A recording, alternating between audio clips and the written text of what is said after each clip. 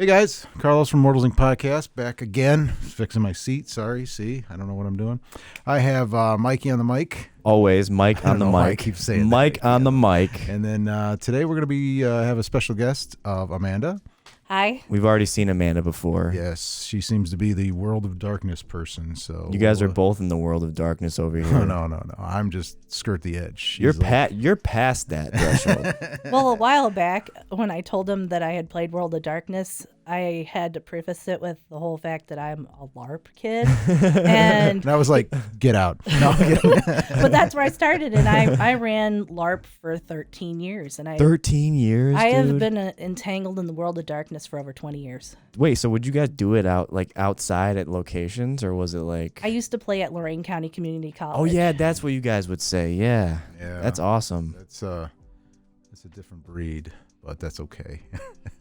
You know, I think it was like the new guys, like, man, well, I'm older than you, obviously, but when it first came out, they were playing, and it was like the guys with they'd run around and throw tennis balls at each other or something weird, like fireball. You know, you ever see that meme or fireball, you know? But, yeah. But they would do things, and then I remember in high school, and this was in the 80s, they came out, and I'm going off topic here, but I think it's with LARPing, they had a game called Assassin. Did you?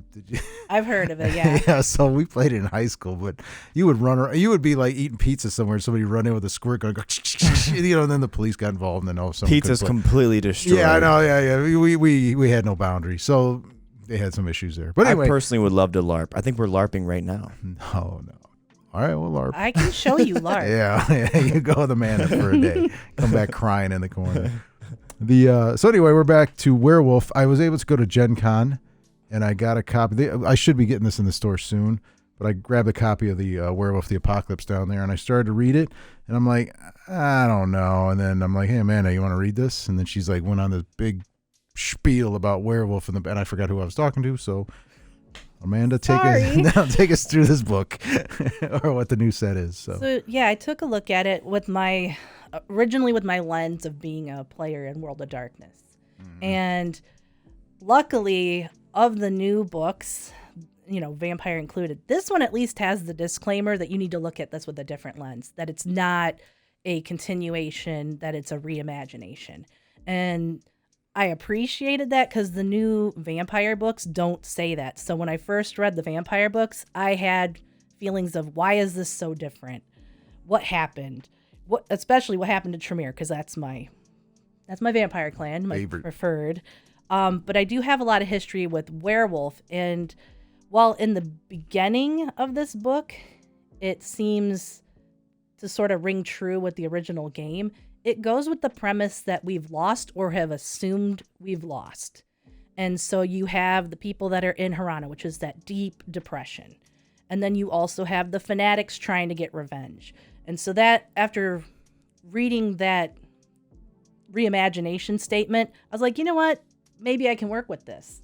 And so I read through the whole thing. Mm-hmm. I'm impressed with the fact that the rules are very similar to the past.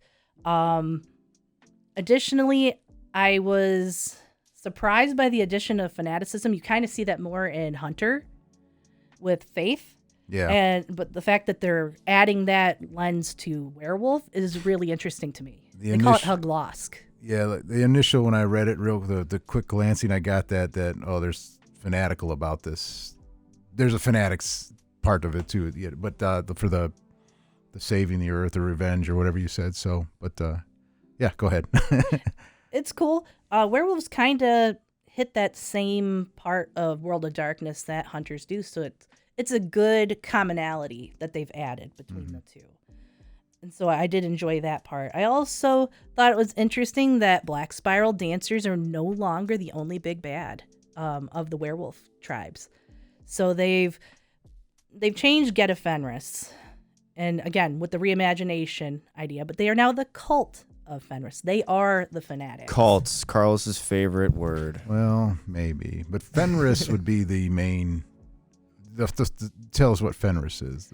It's one of the main werewolf types, and it has religious implications in regards to mythology. Yeah. Okay, so them becoming a cult was fitting the idea that the stargazers became more like an independent vampire was also interesting. They're just basically like, we're tired of all of you. We're going to do our own thing. We got our celestial stuff, the, you know, astronomy and astrology thing going. They don't care about the extremes. They're like completely neutral. And that's vampire? Yeah. No, stargazers are in here. Here. I'm sorry. So I thought that having a group that's similar to an independent vampire, it kind of sets a different view on how werewolves go from one extreme to the other. We've lost. We have to fight for what we have left and get revenge. Or the fanatics, they're like, you know what? Gaia's not done. We're going to keep fighting and we're going to win. And then Gaia would be the earth. Yes. Right, so that's like, you and I had talked about the worm, the weaver, and the wild. And Gaia technically encompasses all of that. Yeah. But the worm is destructive, and the weaver is order, and the wild is itself wild. And so it's kind of chaos. And when I first played Werewolf in the past, that was the main teaching that they taught everybody when they were teaching them the litany, which is the werewolf rules on what you can and can't do. And again, this new book, it hits the litany, it hits the wild, the worm, and the weaver, and, you know, Pentex, which is, you know, the bad guys that do Fomori and Formerol, which is the chemical warfare, ruining the world, which is basically the biggest bad. That sounds scary. It's part of the worm too, right? Yes. It's so all the things, okay. agents of the worm, you have Pentex. Yeah. You have vampires. You have the Black Spiral Dancers. All of those things are components. Demons are part of the worm.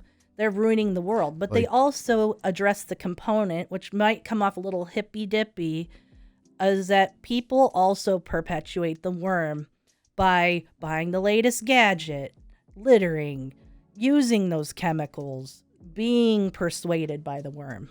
Yeah, it's like anything that doesn't work for Mother Earth is considered evil, like greed and avarice, right? And you know, any of that nonsense. You know, the fun stuff. No, I'm kidding. Yeah, the 7 deadly sins are still... basically, yeah, they're still sins. Yes. Yeah. But so go on. I'm sorry. And I think it is well done in comparison to what I had expected based on reading the vampire book. The vampire book, as I mentioned, didn't look at it with a new lens. It just was, here's something, it's a continuation, and there's a lot of new stuff, and a lot of the groups you were familiar with aren't themselves anymore. I interrupt, but yeah, that's what I got. Like, I did read the vampire because I'm more into that, but I did notice that about the vampire was a lot of things changed, but it was like they said it was a continuation, but it was like a whole different. A lot of things did different things, but like you said, I did read that part where they said, "Hey, this is a reimagining." So I guess if it could also just be a continuation where things have changed too. So, but I don't know. I didn't read it that far into it. Well, yes, in the fact that the apocalypse has happened or is happening. Mm-hmm. Okay, so yes, it would be a continuation in that respect, but it's taking a different idea of how is it going down and who the players are. And while some of the players are very familiar, they've added a couple new tribes. Mm-hmm. The Ghost Council's one I remember seeing, and I thought that one looked pretty cool. But some of your favorites are still there, like the Black Furies, the all-female tribe. The Red Talons are still there. They're very animalistic, and they're not very woven into human society. And then there's my favorite. The Glasswalkers got to stay. And those are kind of your domesticated animals. Mm-hmm. And so back in the day, I played a English bulldog. Wow. That was a rare creature, Wow. and I was a Glasswalker, and it was like my favorite thing to do. I do remember that. There's a huge, like, if you buy this and you can, all the old stuff's still available, whether it's in print for collectors or you can buy it for PDF. But there's a huge history to this werewolf that, like, as soon when the more she's talking, the more I'm remembering. Like all that, like I remember Black Dog Productions would make everything for the worm, and it was like specifically, this is mature, do not sell it to kids. And you picked it up, you're like, ooh, you know. But it was evil, you know. That showed how evil this these groups were, like that part of it. So the worm part of it and everything. Another part of this book that I thought was interesting is it talks again about like kids on bikes, where you're looking at what's acceptable and not acceptable to say and do with your players. Mm-hmm. And that was something you and I had discussed last week. And it's there, but it also says the bad things do happen. Yeah. And so instead of like kids on bikes where you're kind of looking for permission and saying, what can I include and what can't I include? In the case of this, it's acceptance, but not revelry. So it's saying the monsters are there, but don't let that make you one. Yeah. I appreciate that, because you're literally walking. This is the world of darkness. I mean, it's like walking into a bar and saying, "Oh my God, people are drinking." Yes. You're literally playing a game based on werewolves and vampires and all that. The world of darkness. It says the world of darkness right on the cover, and well, somewhere it does. But anyway, so when you walk in, yes, you can be respectful. You're fighting evil things. Don't. I like what you just said. That don't revel. Don't revel in it. Yeah. Yeah. So while there will be subject matter that is taboo, it can be addressed, but for people to not let it go too far or to let it come out of character. And that's a big thing that people struggle with, especially with this game set. And I mentioned the LARP thing. People took that stuff very serious, but even people who I played tabletop World of Darkness with, they get really serious. And it's not like what I deal with at Adventure League Dungeons and Dragons. Wednesdays and There's a removal of the veil, and the veil is kind of a thing in Werewolf where it keeps the separation of the supernatural from the sleepers or regular humans. But in the case of this, people lose themselves, unfortunately, in some of these types of games where they start thinking they can act like that out of character. Yeah. Oh yeah, that's where villains are formed right there. Yeah, that was never acceptable even. That's why you always had, that's why I was always laugh about LARP. And I shouldn't laugh, but that's why I would say bring up LARP is because you had a lot of people that had that issue in LARP because you could play tabletop. Like we played vampire stuff all the time and it was fun. We understood the difference in the people that we play with. And then there was always that guy or girl who like took it too far and you're like, hey guy. And then they'd end up at the LARPing, and then they would take it everywhere, So it's like, all right, you shouldn't probably do that. It's like you always got that one person who thinks it's okay to bite people now. Or bite or say bite a chunk out their leg. Like, dude, that is not what we were trying to do. Not cool. That was tabletop only, dude. But I mean, it is good story. I mean, like I said with the vampire and with the hunter, it's just good storytelling and it's. So how is that connected? I know I should know I was that. going to ask you. These are all interconnected. You could use. So World of Darkness includes a bunch of genres that all have the same basic rule set. While there's different powers and abilities that werewolves have and different powers and abilities vampires have, all of them are under that D10 system, or in the case of LARP, the cards or the rock, paper, scissors system. Oh my, I forgot about the rock, paper, scissors. Hey, I lived that life. But they're all under the same system, so you can do them interchangeably. And for the last couple of years before I found Kids on Bikes, because it's a very versatile system, I ran a World of Darkness campaign where we as a group crafted our different types of supernaturals using those source books. So that way, if somebody wanted to play a hunter, they could play a hunter while somebody else is playing a werewolf. We kind of let people pick what they wanted to be. Okay. Just like in a werewolf versus vampire game, I've seen that kind of deal where one table's running one and the other table's running another, and when the time comes, they battle. Yeah. So I've seen that format. Yeah, as long as the rules can combine. Correct. Like I said, you can actually have an underworld kind of type world. Yeah. And since I played for a really long time, some groups are very related, like the gangrel, and were creatures, like we'll just use Red Talon, could be friends because they have that animalistic nature in common. And so that kind of stuff, you could have somebody playing a werewolf in a Vampire the Masquerade game, or vice versa. Somebody playing a ghoul, somebody playing a hunter, or somebody who's kind of blurred the lines, a vampire that works for the hunters, or a werewolf that works for the hunters. I could see where you could almost team up as a hunter with werewolves against vampires. I mean, that would be more of a. That sounds fun. Yeah, not so much the other way. But I've seen people who played Yeah, you could, vampires but- with True Faith, which is a merit that was available in all of the games. And you could see somebody that would be in a non-traditional creature type playing with the rest of the group that's on the good guy side. so overall, easy read or It was an easy read. Like I said, I found their approach very interesting. And based on it versus the books in the past, I felt that this one's intro and what is a Garu prepared you for the mentality of what you are going to be as a character. okay, yeah, I did. I got And that far. instead of like in the past where it's kind of like, okay, here's all these things of how to make a character sheet and here's all these powers. Oh, and then by the way, here's the world. It's going world first. Yeah, I've noticed that with some other books lately too. They bring that out, then drop the rules on. Is there adventures in the back or? There's a couple adventures. There's also Pre-made. some pre-made NPCs, ideas for pre-made characters.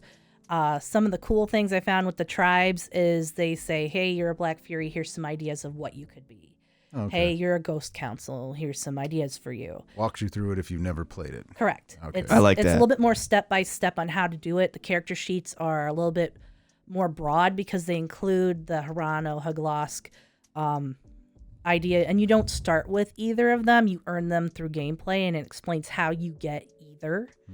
Those are like what, positives, negatives? Hirano is the depression, and Huglosk is the fanaticism. And based on how you play, you could earn those.